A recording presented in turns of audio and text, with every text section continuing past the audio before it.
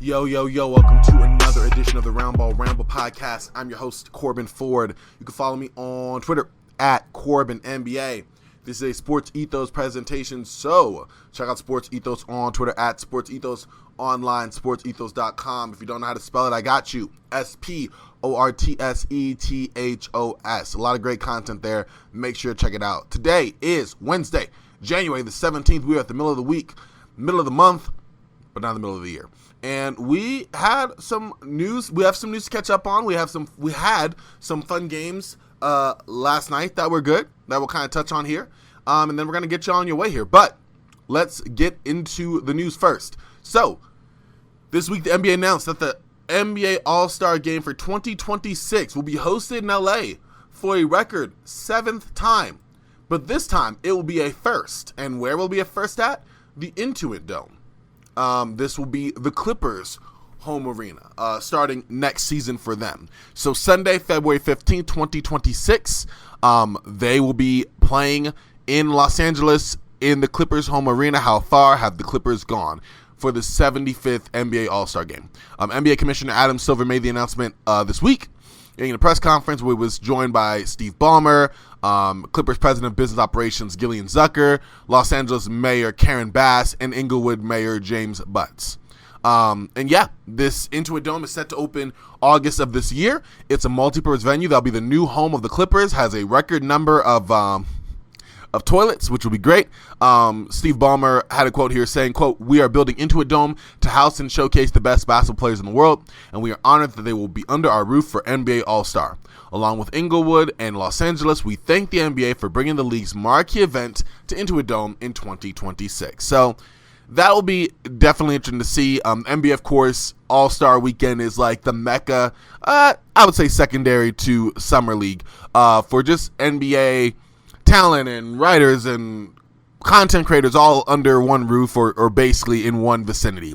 And so All-Star events will tip off the Friday 13th with NBA Rising Stars, which is an annual showcase for the top rookies, second-year NBA players. On February 14th, of course, it's the Skills Challenge, the Three-Point Challenge, and AT&T Slam Dunk Contest. And then it all culminates with the NBA All-Star Game on the 15th of February. And in addition to that, the NBA, as they usually do, will host several events for fans of all ages at venues throughout. In this case, it'll be throughout Los Angeles and Inglewood. You'll have some of the Kia Forum. You have some of the Los Angeles Convention Center. Apparently, the Lakers will be involved in some capacity.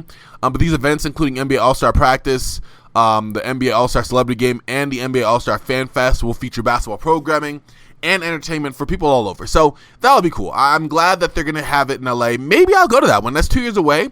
It'll be the first All-Star game I've ever went to. It'd be cool. We'll see. I mean, the work I put in and all the things that happen. Maybe folks that are listening to this will be there. That'll be kind of cool. I've never been to an NBA All-Star game or weekend, but it just sounds like a blast, and I really would love the opportunity. So we'll see what happens there. But that was news out of LA this week. Also, by the way, if you're voting, make sure to cast in your All-Star votes for this year. Because voting ends this Saturday, so get it in there. I voted a few times, try to get some agenda folks of mine on the list there, but yeah, make sure to check that out.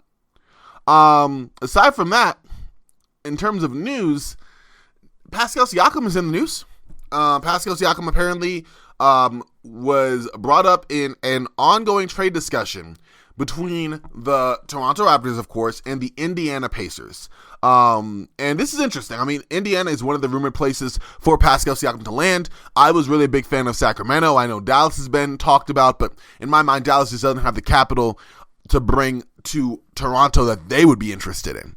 But Dallas would still be a solid fit.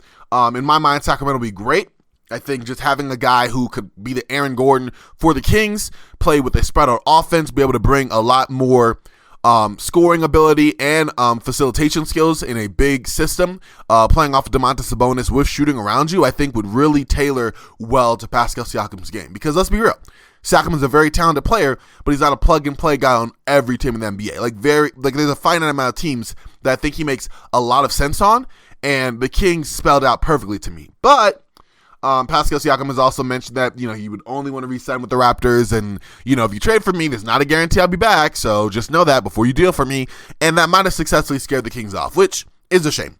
But it does not seem to have scared the Pacers off. And why would it? Their 8th overall pick at power forward has barely seen the floor. Their other power forwards have just been inadequate full-time to play, and Pascal Siakam would be a good fit for them as well.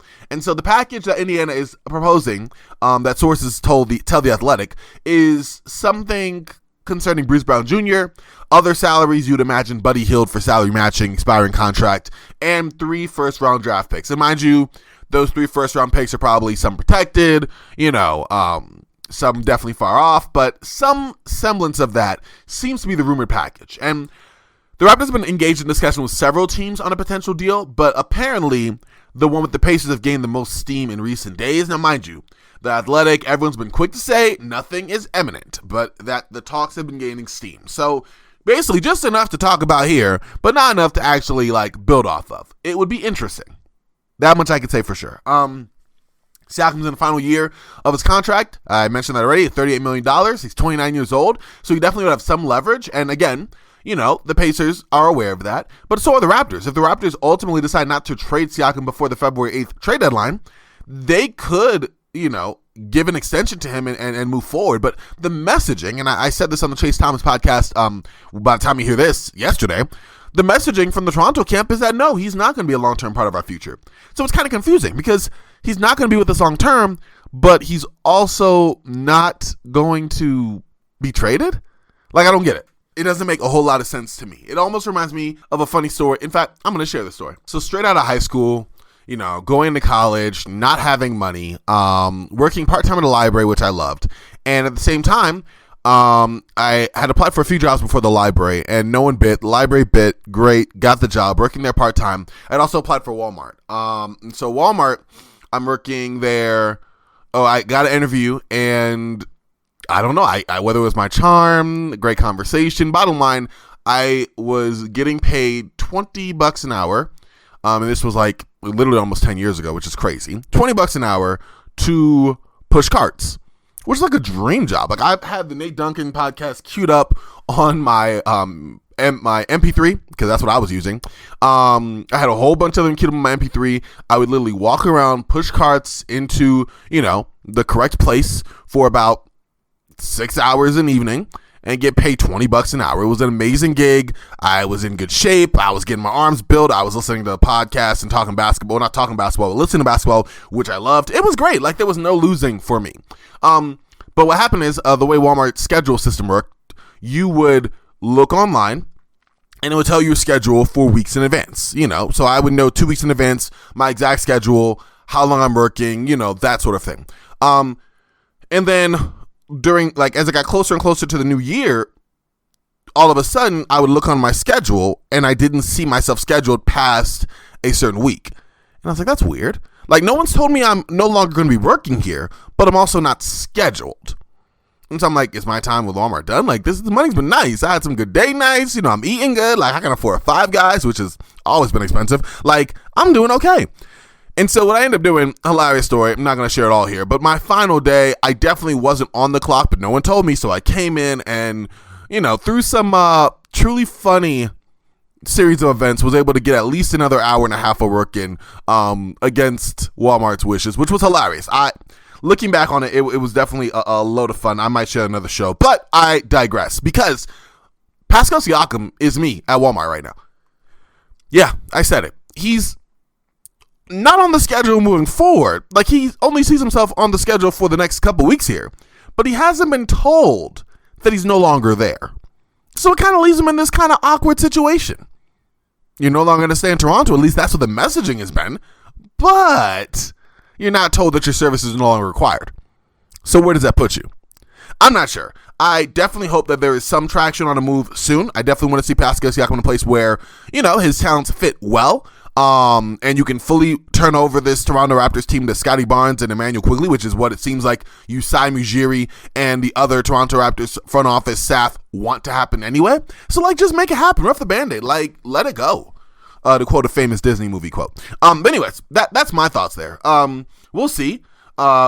as far as Bruce Brown going there and Buddy Hield brings some shooting if he's there for, at least the remainder of the season. Bruce Brown actually kind of helps him at point guard a little bit. A guy who has a team option on his deal next season that Toronto has some flexibility with, but also a guy who can kind of distribute the ball a little bit, play decent defense, be a solid plug and play guy. Not really super great on the shooting, but just be a solid player for Toronto there. So that's all of my thoughts on there. I will have more when a trade actually happens, but as of now, that has not happened, so not a whole lot to talk about on that end.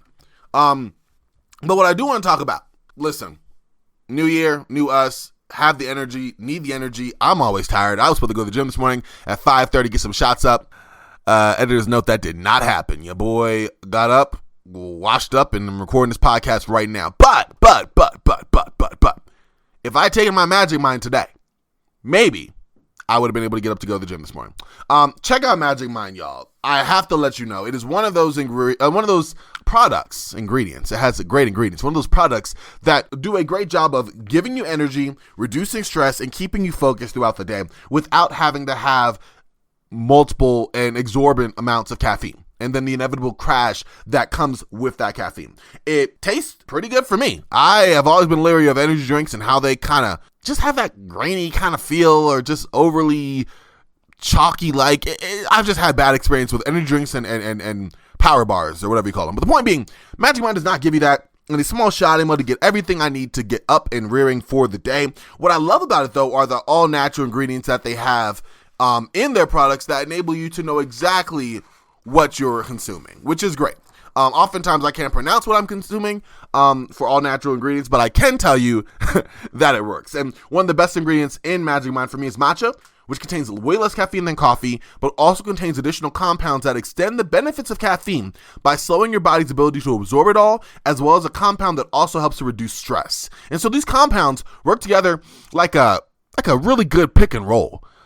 Like a Steve Nash and Mari Stoudemire pick and roll, to prevent the spike in cortisol levels and the inevitable crash that comes from ingesting too much caffeine. So if you think about it, matcha is basically nature's extended release version of caffeine. You get the energy, you don't get the crash, all the good, none of the bad. Sounds too good to be true, but it's not. Check it out, and I'm going to give you a way to do so.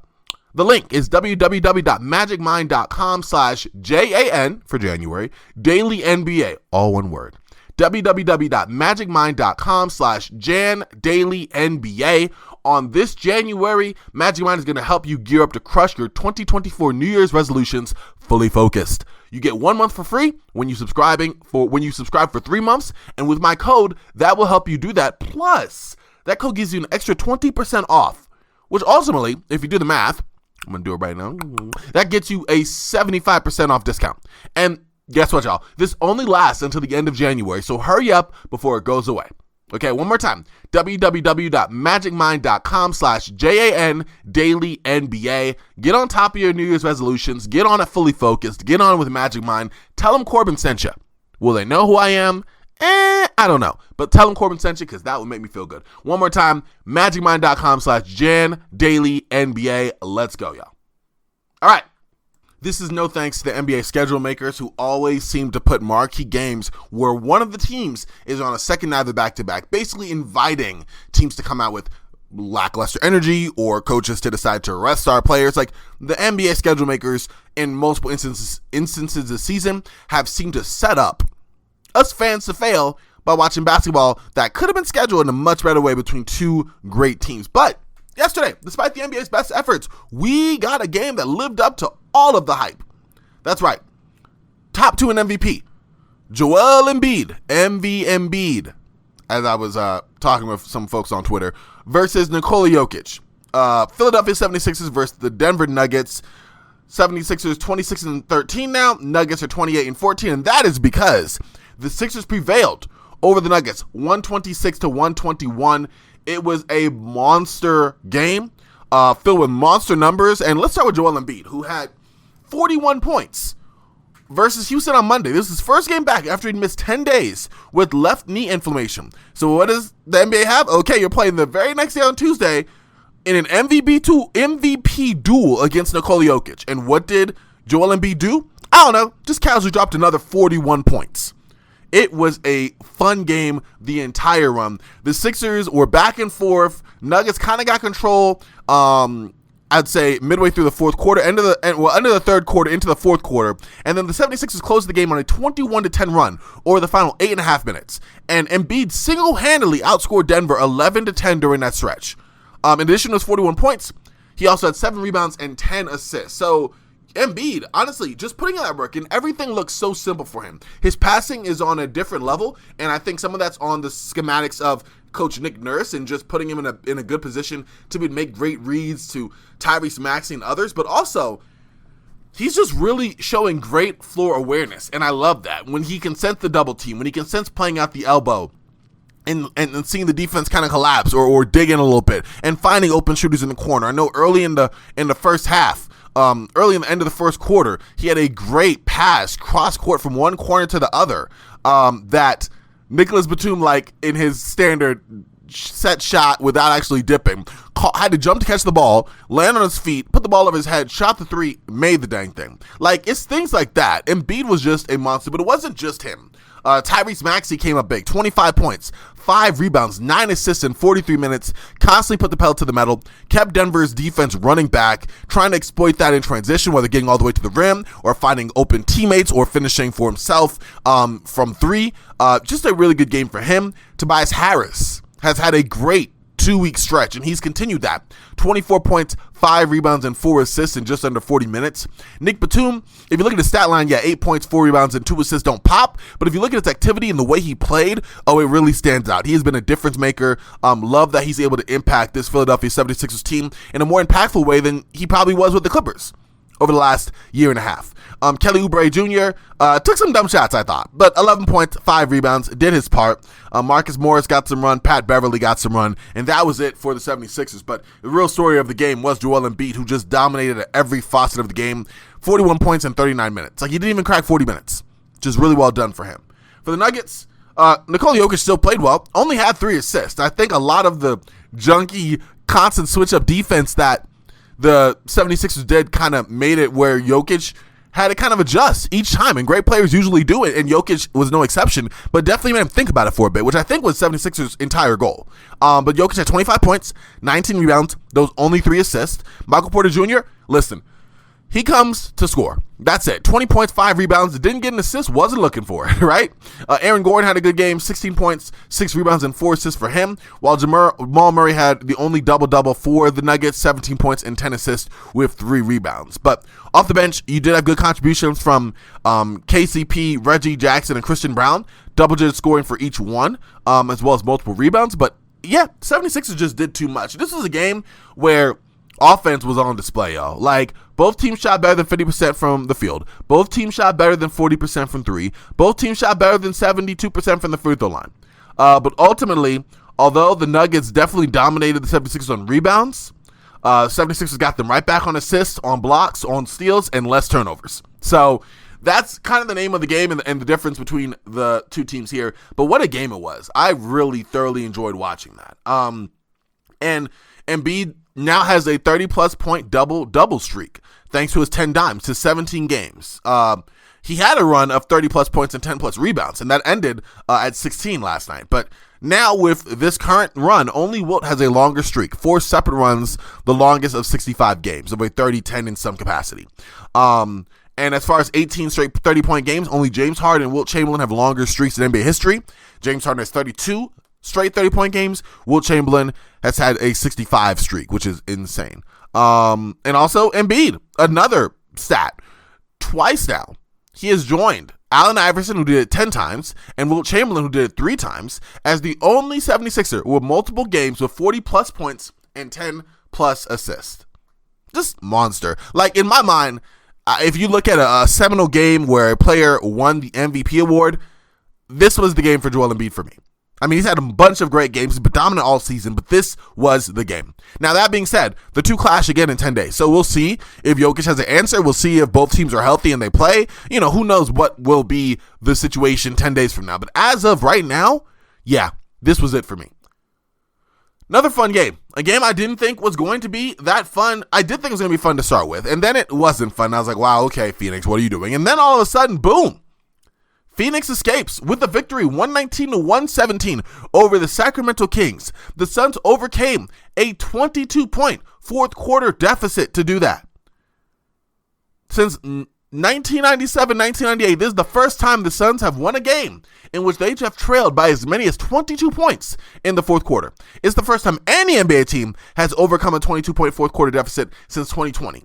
That was Oklahoma City versus Miami back in August 12th of 2020, if you want to actually look that up. I looked it up on Twitter. I forgot who to credit, and I also forgot the exact number, but the stat before that was like 0 to 1,200 something games, where a team has been down 20 in the fourth quarter and they've won the game. So congrats to the Suns. It was insane. Because in the fourth quarter, with 8 minutes left to play, Sacramento was up 109-87. And from that point on, the Suns outscored the Kings 32-8 with 12 of those points, including the game-winning free throws, coming from Kevin Durant. Kevin Durant kept the Suns in late. He definitely came through big, but the guy who kept the Suns in it through most of that time, if you can call it a 20-point deficit, keeping them in it, was Grayson Allen, who scored a team-high 29 points, and he hit 9 three-pointers, 6 in the first half. So I'm not really going to say he kept them in it because they were still down by a lot, but let's just say had he not made those career high 9 three-pointers, yeah, they might have been down more. That's really what I'm going to go with because, wow. De'Aaron Fox finished with the game-high 33 points, and he had a game-tying basket after they'd given up the lead with 18 seconds left, but Fox ultimately fouled Kevin Durant on a jumper with 1.6 seconds left to set up the game-winning free throws. So that was it for him. Good and obviously some bad. Domantas Sabonis posted his 11th triple-double of the season and his 43rd of his career, which ties Fat Lever for 11th all-time. Shout out to Fat Lever, who was 6'3", doing this in the 80s and 90s. Well, most of the 80s, he retired in the early 90s. Among the bigs, playing a lot with Denver, I think ending his career with Dallas, but really solid play for Fat Lever. Just shout out to him because he was the original triple-double machine, after Oscar Robertson that nobody ever talks about. But Sabonis, for his part, had 21 points, 10 rebounds, and 11 assists. And speaking of that, let's go through some of the numbers for the Kings first, then we'll finish with the victors, the Suns. De'Aaron Fox, again, 50% shooting all around, 60% from 3. He was 12 of 24 from the field, 6 of 10 from 3, 33 points, and 6 assists for him. You had 21 points from Sabonis, like I mentioned, on 81% shooting, only missed 2 shots and made his only 3. I don't know. I think they should have went to him more late, but I think the Suns did a really good job of digging in and making it hard for Sabonis. Harrison Barnes, man, listen, I don't know. I just think he probably needs to go. He's just not a good fit. If he's not making his shots because he's not doing much else. In this point, he was a minus 11, 8 points on 3 and 9 shooting, 3 rebounds and 3 assists. Just not a whole lot there. Keegan Murray had 18 points, 4 rebounds and 3 assists, 7 of 12 shooting, 3 of 5 from 3. Kevin Huerter played okay, 10 points, 3 rebounds and 2 assists. And then Malik Monk off the bench. He's usually feast or famine. Last night he was more famine. 13 points, but on 16 shots, 31% from the field, 28% from 3. He did have 8 assists, which is great. But the real star off the bench for the Kings was Sasha Vezenkov, who had 14 points on 6 of 9 shooting, 2 of 3 from 3, with 2 rebounds in 17 minutes of action. For the victors, for the Suns, obviously, the star, already mentioned him, Grayson Allen. 29 points, 5 rebounds, 6 assists, 10 of 17 from the field. Red hot. He's been playing really good in Phoenix. Kevin Durant, 27 points on 7 of 16, 4 or 8 from 3. Usually don't take that many threes in one game, so I'm actually happy. 9-9 from the free throw line, including the game winners. 5 rebounds, 4 assists for him. Yusef Nurkic, 10 points, 15 rebounds, and 3 assists on 4 of 5 shooting.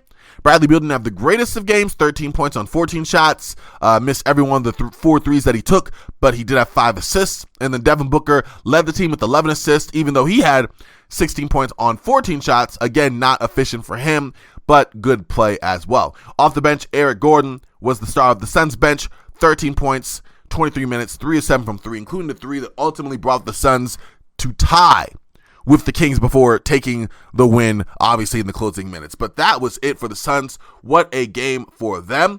And in this one, I think, listen, you definitely don't want to go down by that much, but to have the resiliency in the fight, especially when you spend most of the first half arguing with the refs and just showing lackluster effort, to come back, turn on the gears, and put on a thrilling finish, credit to the Suns. I mean, I guess it's always good to have Bradley Beal and Devin Booker and Kevin Durant, but also the role players stepped up, their defense stepped up, and the Kings kept trying to go at Kevin Durant as if he is that guy to go at. And Kevin Durant's like, I'm not the one. Try it on your mama. Don't try it on me. Try it on somebody else. Don't try it on me. And Kevin Durant came up with big stops constantly, and that was the reason the Suns won. What a game for them. Last game of last night, Paul George in the clutch came up huge as the Los Angeles Clippers stormed past the Oklahoma City Thunder. They didn't really storm past them, just really put them away. Paul George scored 18 of his season-high 38 points in the fourth.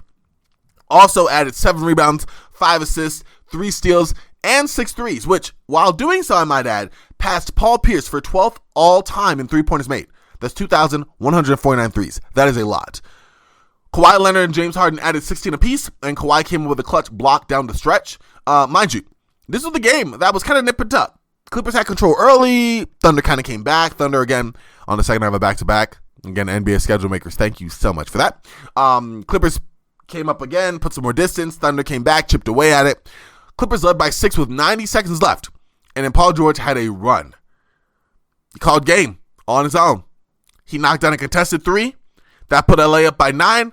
Thunder brought the game back down. SGA has the ball. Paul George comes from behind, picks his pocket, goes back down in transition, hits the reverse dunk.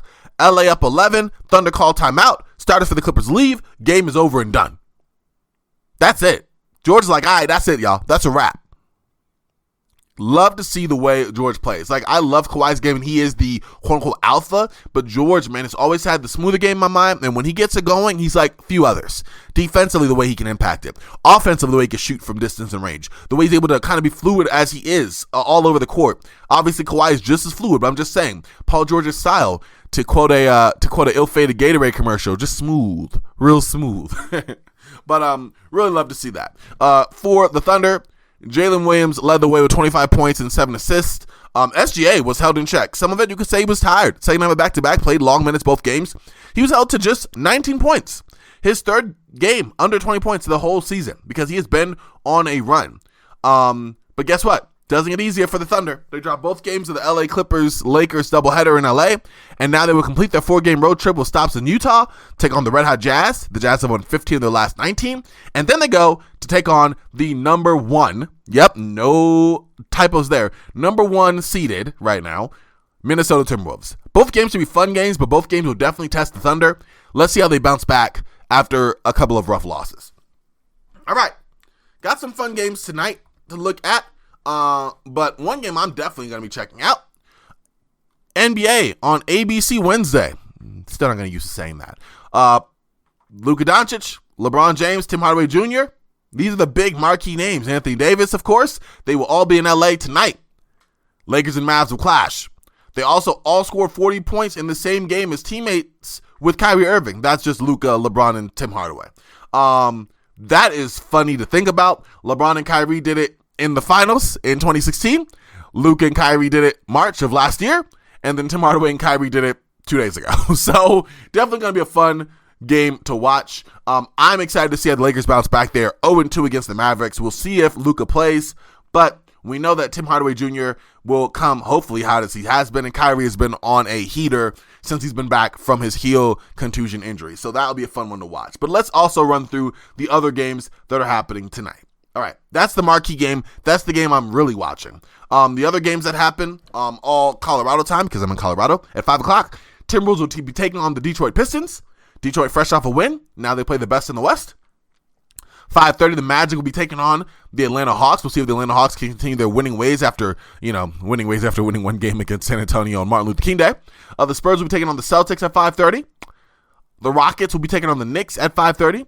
Also, the Bucks will be doing battle with the Cavaliers, and the Heat will be playing the Toronto Raptors. Then at 6, the Charlotte Hornets, I'll be watching that game, will be playing the New Orleans Pelicans. 6:30, of course, NBA on ABC Wednesdays, the Mavericks will be playing the Los Angeles Lakers.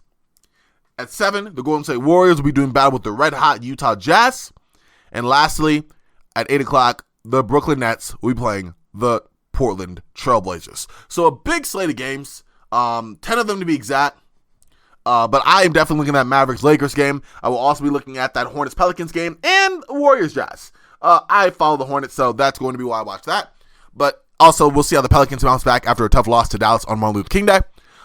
For the Warriors and Jazz, listen, Warriors are going to snap out somewhere. If they get a good win against a hot Jazz team, this might be the beginning of a panacea that will eventually be completed after the trade deadline one way or another. But those are the games to watch tonight. All right, y'all. But that is it for this edition of Roundball Ramble. Definitely thank y'all for tuning in as always. Make sure to follow me on Twitter at Corban NBA, Corban NBA. Definitely appreciate y'all for doing that. Check out Sports Ethos on Twitter at Sports Ethos, SportsEthos. Thank you very much for doing that. And then one more time, y'all, check out Magic Mind. Get that code, www.magicmind.com/JAN, Daily NBA, all one word. Get you that 75% off. Only lasts through the end of January. Make sure to check that out. All right, y'all. It's been a great one. It's been a blast. Make it a great Wednesday. For myself, I am Frosty. Y'all stay frosty, and I will talk to y'all tomorrow. All right, y'all.